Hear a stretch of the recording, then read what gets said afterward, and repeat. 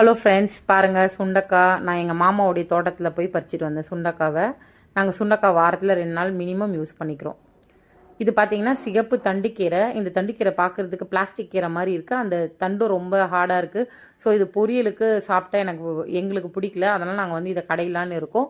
சிகப்பு தண்டுக்கீரையை நீங்கள் க்ளீன் பண்ணுறதா இருந்துச்சுன்னா தயவு செஞ்சு தண்டு போட்டுறாதீங்க.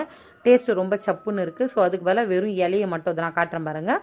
இது மாதிரி இலையை மட்டும் கிள்ளி எடுத்துக்கோங்க. தண்டு வந்து நமக்கு வேணாம், அது ரொம்ப சப்புன்னு இருக்குது, டேஸ்ட்டே மாதிரி. வெறும் கீரை மட்டும் நம்ம கடையும் போதும் சரி, பொரியல் பண்ணிக்கும் போதும் சரி, சாப்பிட்றதுக்கு நல்லா ருசியாக இருக்குது. நிறைய கட்டு கீரை, அதாவது 4 கட்டு சிறுகீரை, ஒரு தண்டு கீரை நாங்கள் வந்து பறிச்சுட்டு வந்திருக்கோம். இது நம்ம வீட்டிலே விளையுது. இது நிறைய ஆற்று மண்ணெல்லாம் போட்டு வைக்கிறதுனால கீரைங்களாம் வந்து கொஞ்சம் மண்ணாக இருக்கும். பாருங்கள், ஏற்கனவே 2 கட்டு சிறுகீரை க்ளீன் பண்ணி வச்சுருக்கேன். இது வந்து கொஞ்சம் தண்ணி இல்லாமல் இருக்கிறதுனால இதை கட் பண்ணி இதில் கவரில் போட்டு வச்சுட்டேன் அப்படின்னு சொன்னால் எனக்கு ஒரு 10 டேஸ் பக்கம் ஸ்டோர் நல்லா இருக்குது. அலசிட்டு ஃப்ரிட்ஜில் வைக்கக்கூடாது. நம்ம அலசாமே வச்சுட்டு எப்போ வேணுமோ அப்போ தான் அலசிக்கணும். அப்படி இருந்தால் கீரை நல்லா இருக்குது. அப்படி இல்லை அப்படின்னு சொன்னால் கீரை வந்து அழுகி போயிடும். இந்த கட்டு வந்து கொஞ்சம் ஈரமாகவே இருக்குது. ஏன்னா இது வந்து நாங்கள் தண்ணி விட்டதுக்கப்புறம் பிடுங்கினதுனால இப்போ வந்து இதை கட் பண்ணி இதை சமைச்சிட போகிறோம். அது ஸ்டோரேஜ்ன்றதில் முதலே அது தனியாக கட் பண்ணி க்ளீன் பண்ணி ஃப்ரிட்ஜில் வச்சிட போகிறேன். இது இப்போயே சமைக்க போகிறேன். ஈரமாக இருக்குது.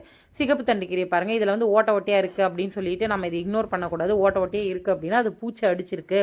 பூச்சி அடித்தாதான் பூச்சி மருந்து அடிக்காத ஒரு கீரை, இதை சாப்பிட்டா உடம்புக்கு நல்லது அப்படின்னு நம்ம அர்த்தம். ஓட்டை இருக்கேன்றது ஒரு விஷயமா நினைக்கக்கூடாது. இது இயற்கையாகவே வளர்ந்த நம்ம வீட்டு கீரை. ஸோ அதனால் அது ஓட்டைகள் தான் இருக்கும். இதை நம்ம ஒன்றும் பிரச்சனை கிடையாது, நம்ம அழகாக கன்சியூம் பண்ணலாம். இந்த கீரையை கட் பண்ணி க்ளீன் பண்ண ரொம்ப கஷ்டமாக இருக்குது. நான் ரொம்ப வருஷமாக கீரை யூஸ் பண்ணாமையே இருந்தேன், சமைக்காமையே டிமிக்கு கொடுத்துட்ருந்தேன். அப்புறம் பார்த்தா அந்த கீரையை நாங்கள் யூஸ் பண்ணாததுனால நிறைய ஹெல்த் இஷ்யூஸ்லாம் நாங்கள் ஃபேஸ் பண்ணுற மாதிரி இருந்தது ஃபேமிலியோட. ஸோ இப்போ எல்லாருமே பேசி இனிமேல் ரெகுலராக கீரை இன்டெக்ட் பண்ணோம் அப்படின்றதுனால நாங்கள் கீரை வந்து நிறைய கன்சியூம் பண்ண ஆரம்பிச்சிட்டோம். ஸோ எங்கள் மாமியாரே எங்களுக்கு தோட்டத்தில் போட்டு வளவிச்சு கொடுக்குறாங்க. நாங்கள் அதை யூஸ் பண்ணிக்கிறோம். கீரை வந்து இப்போ இந்த சிகப்பு கீரையை க்ளீன் பண்ணி வச்சு இதையும் நான் கட் பண்ணி வச்சுக்குவேன். பாருங்கள், இந்தளவுக்கு ஓட்டை இருக்குது, கலர் மாறி இருக்குது அப்படின்னு சொன்னால் அது தூக்கி போட்டுருங்க. அது ஒன்றும் பிரச்சனை இல்லை, அதையும் யூஸ் பண்ணிக்க வேண்டாம். ஓரளவுக்கு நமக்கு பார்க்கும்போதே தெரியுது பார்த்தீங்களா, அந்த மாதிரி ஓட்டை இருக்கிறதுலாம் எடுத்துக்கலாம். அதெல்லாம் ஒன்று போய் இதையும் நான் கவரில் போட்டு இப்போ வச்சிட போகிறேன். இப்போ சமைக்க போகிற கீரை பாருங்கள், இது கொஞ்சம் ஈரமாக இருக்கிறதுனால இது எப்பயே சமைக்க போகிறேன். கீரை எப்படி க்ளீன் பண்ணுறதுன்னு காட்டுறேன் பாருங்கள். இதை வந்து 2ஆக பிரிச்சுக்கலாம். மேலே இருக்கிறது கீரை பகுதி, கீழே இருக்குது தண்டு பகுதி. அந்த தண்டு பகுதி நமக்கு வேர் பகுதி, அது நமக்கு யூஸ் ஆகாது. அதை அப்படியே கட் பண்ணி தூர போட்டுடலாம். இந்த மாதிரி கட்டோடு நம்ம தூக்கி போடும்போது நமக்கு வந்து டிஸ்போஸ் பண்ணுறதுக்கு ஈஸியாக இருக்குது. ரொம்ப கிளம்ஸியாக இல்லாமல் நமக்கு கட் பண்ணுறதுக்கு ரொம்ப ஈஸியாக இருக்குது. இந்த மாதிரி நம்ம யூஸ் பண்ணும்போது கீரை வந்து ஒரு விஷயமாகவே, கஷ்டமான விஷயமாகவே நமக்கு தெரியாது. ஈஸியாக சமைக்கலாம். இது மாதிரி கட் பண்ணி போட்டுட்டு கீரையை ஒன்றா எடுத்துக்கலாம். பாருங்கள், அந்த மாதிரி எடுக்கும்போது பூச்சி, பழுப்பு, பில்லு, இல்லை தேவையில்லாத களைச்செடி எதனா இருந்துச்சுன்னா அதெல்லாம் தூக்கி போட்டு பாருங்கள். அப்படியே கையில் ஒன்றா எடுத்துக்கலாம். ஒன்றா எடுக்கும்போது நமக்கு ஈஸியாக இருக்குது. இப்போ ஒன்றா உட்காந்து நம்ம 2 கையில் அதை க்ளீன் பண்ணுற அவசியமே கிடையாது. இவ்வளோ ஈஸியாக இருக்குது. இவ்வளோ ஈஸியாக இருக்குது அப்படிங்கிறதுனால தான் நான் இதை க்ளீன் பண்ணி ஸ்டோர் பண்ணி வச்சுட்டு எப்போ தேவையோ அப்போ நாங்கள் சமைச்சிக்கிறோம். இதனால் நமக்கு ரொம்ப ஹெல்த் பெனிஃபிட்டும் கூட. என்ன மாதிரி லேசியாக இருக்கவங்களுக்கு இது ஒரு ஷார்ட் மெத்தட். அதனால தான் நான் கீரை இவ்வளோ டீப்பாக க்ளீனிங்கை பற்றி நான் உங்களுக்கு போட்டுகிட்டே இருக்கேன்.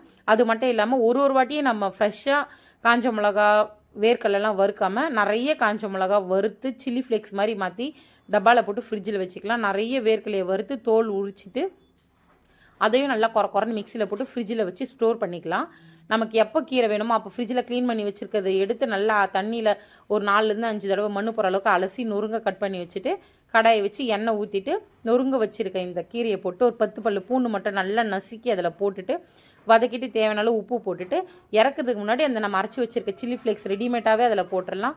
அப்புறம் அந்த வேர்க்கல்லையும் தூக்கி அதில் போட்டு நல்லா ஒரு பரட்டு கேஸ் ஆஃப் பண்ணிட்டு தட்டு போட்டோம்னா 10லேருந்து 15 நிமிஷத்தில் நமக்கு ரொம்ப ருசியான ஒரு கீரை பொரியல், அதுவும் ரொம்ப ஈஸியான ஒரு கீரை பொரியல் நமக்கு தயாராகிடும். இது மாதிரி ஈஸியாக கீரையை நம்மளால் சமைக்க முடியும் அப்படின்னும் போது டெஃபினட்டாக நம்ம கீரை வந்து இக்னோர் பண்ண மாட்டோம். குழந்தைங்களும் ரொம்ப ரசித்து சாப்பிடுவாங்க. நமக்கும் வேலை வந்து ஈஸியாக இருக்கும். நம்ம எப்போ ஃப்ரீயாக இருக்குமோ அந்த மாதிரி டைமில் ஒரு 4லேருந்து 5 கட்டு வாங்கி க்ளீன் பண்ணி நம்ம இதெல்லாம் ரெடிமேடாக ப்ரிப்ரேஷனாக பண்ணிட்டோன்னா குழந்தைங்கள ஸ்கூலுக்கு சமைச்சு அனுப்பும் போது நமக்கு கீரை சமையல்ன்றது ஒரு விஷயமாகவே தெரியாது. கீரை நிறைய சேர்த்துக்குது, உடம்புங்க நல்லது. இது எல்லாமே நாங்கள் எங்கள் வீட்லேயே எங்கள் மாமியார் விதைச்சி எங்களுக்கு கொடுத்த கீரைங்க. பார்க்க எவ்வளோ ஃப்ரெஷ்ஷாக இருக்குது பாருங்கள். நீங்களே இதே மாதிரி அடிக்கி கீரை செஞ்சு சாப்பிடுங்க.